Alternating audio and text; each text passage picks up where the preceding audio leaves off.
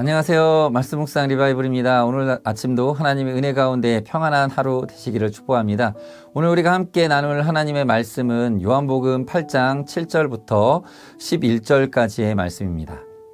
그들이 묻기를 맞이 아니하는지라 이에 일어나 이르시되 너희 중에 죄 없는 자가 먼저 돌로 치라 하시고 다시 몸을 굽혀 손가락으로 땅에 쓰시니 그들이 이 말씀을 듣고 양심의 가책을 느껴 어른으로 시작하여 젊은이까지 하나씩 나가고 오직 예수와 그 가운데 서 있는 여자만 남았더라. 예수께서 일어나사 여자 외에 아무도 없는 것을 보시고 이르시되 여자여 너를 고발하던 그들이 어디 있느냐 너를 정죄한 자가 없느냐 대답하되 주여 없나이다.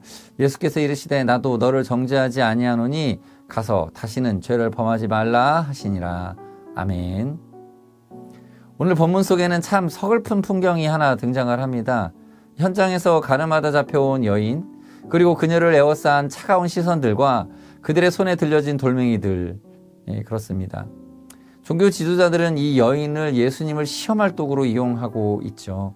모세의 법에는 이런 여자를 돌로 치라고 했는데 당신은 어떻게 하겠느냐? 이러한 질문이죠. 이 질문은 자비와 또 율법 중 하나를 택해보라는 상당히 무서운 덫과 같은 그런 질문입니다. 그런데 예수님은 그들에게 대답하는 대신 몸을 굽혀 땅에 무언가를 쓰십니다. 그리고 조용히 말씀하시죠. 너희 중에 죄 없는 자가 먼저 돌로 치라. 이 짧은 한마디에 소란스럽던 현장은 순식간에 고요해졌습니다. 사람들은 비로소 타인을 향해 들었던 돌 뒤에 숨겨진 자신의 죄를 대면하게 된 것입니다. 그리하여 나이 많은 어른부터 젊은이까지 하나둘씩 들고 있던 돌을 내려놓고 그 자리를 떠났습니다. 그리고 결국 그 자리에는 예수님과 그 여인만이 남게 되어집니다. 어쩌면 그들 중에 유일하게 죄가 없으셔서 돌 던질 자격이 있으신 분이 바로 예수님이셨죠. 그 예수님께서 그녀에게 오히려 이렇게 말씀하십니다. 나도 너를 정죄하지 아니하노니 가서 다시는 죄를 범하지 말라. 예수님은 죄를 그냥 괜찮다라고 하신 것이 아니라 그 죄보다 더 큰 사랑으로 그녀를 덮어주신 것입니다. 정죄의 돌 대신 용서의 손길을 내미신 것입니다. 이 말씀을 묵상하면 성경 속에 또 다른 인물이 하나 생각나죠. 바로 사도 바울입니다. 이 바울은 원래 스데반을 돌로 쳐 죽이는 자리에 찬성하며 자신의 겉옷을 사람들의 겉옷을 맡아두었던 누구보다 앞장서서 정죄의 돌을 던지던 사람이었습니다. 하지만 다메섹 도상에서 부활하신 예수님을 만난 후 그는 자신이야말로 죄인 중에 괴수다라는 사실을 깨닫게 됩니다. 그리고 용서받은 은혜 속에 늘 감격한 마음으로 죽기까지 복음을 증거하는 일꾼으로 충성스럽게 살아갔습니다. 오늘날 우리 주변에는 여전히 보이지 않는 돌을 손에 쥐고 살아가는 사람들이 참 많습니다. 혹자는 우리가 타인의 사소한 잘못을 집요하게 찾아내 비난하는 이유가 어쩌면 자신 안의 채워지지 않은 결핍과 스스로에 대한 불만족을 밖으로 쏟아내기 위함일지도 모른다라고 말합니다. 그렇게 비난과 공격을 통해 사회 정의를 실현하고 또 한편으론 자신의 마음속에 있는 이 불만족을 채워서 그것이 채워질 것 같지만 결과는 어떻습니까? 오히려 상호 간의 상처와 아픔만 깊어질 뿐이죠. 오늘 본문에서 우리는 예수님을 통해 누군가의 상처를 파고드는 그 날카로운 말보다는 그 사람의 무너진 마음을 가만히 보듬어주는 다정함이 한 사람의 인생을 다시 일으켜 세우는 기적을 만들게 되어짐을 우리가 보게 되는 것이죠. 예수님은 여인을 비난하거나 훈계하기에 앞서 그녀의 정죄받은 마음을 먼저 보호해 주셨습니다. 나도 너를 정죄하지 않는다 라는 이 말씀은 여인에게 있어 단순한 사면이 아니라 다시 살아갈 힘을 주는 그런 생명수였던 것입니다. 우리는 흔히 내가 옳다는 생각에 사로잡혀 누군가에게 상처 주는 말을 내뱉곤 합니다. 하지만 기억해야 할 것은 정죄는 사람을 변화시키지 못한다는 사실입니다. 정죄는 사람을 위축시키고 어둠 속으로 숨게 만들어버립니다.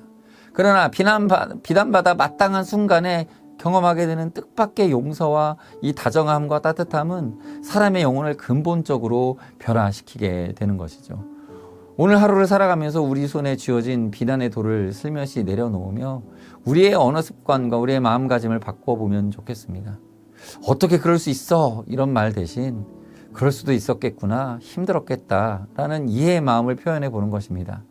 내가 먼저 용서받은 죄인임을 기억한다면 우리는 타인의 허물을 덮어줄 수 있는 넉넉한 마음을 가질 수 있을 것입니다. 예수님은 세상의 빛으로 오셨습니다. 빛이 비치면 어둠은 물러갑니다.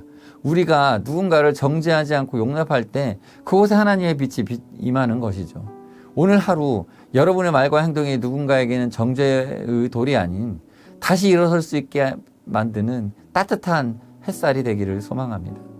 주님의 그 크신 용서가 여러분의 마음을 먼저 가득 채우시길 축복합니다. 함께 기도하겠습니다.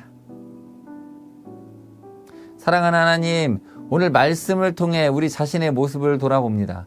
남의 허물은 크게 보고 나의 죄는 작게 여겼던 우리의 교만을 용서하여 주시옵소서.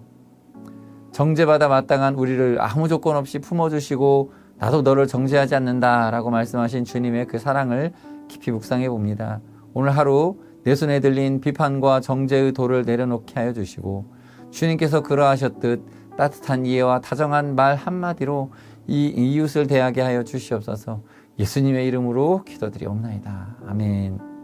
시간 함께 기도하실 것은 내 안에 정죄하는 마음과 교만을 내려놓고 하나님의 용서를 먼저 깊이 경험하게 하옵소서 하고 기도하시겠습니다. 또 오늘 만나는 사람들에게 비난의 말 대신 격려와 위로의 말을 전하는 빛의 자녀로 살게 하옵소서.